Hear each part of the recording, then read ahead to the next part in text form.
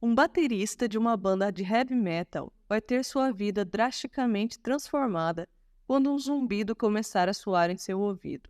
Ele vive para a música e está sempre na estrada junto de sua namorada, que também faz parte da banda como vocalista. Mas a música que ele sempre teve como parte do sentido da sua vida vai ser ameaçada quando descobrir que esse zumbido, na verdade, é um sinal de que ele está ficando aos poucos surdo.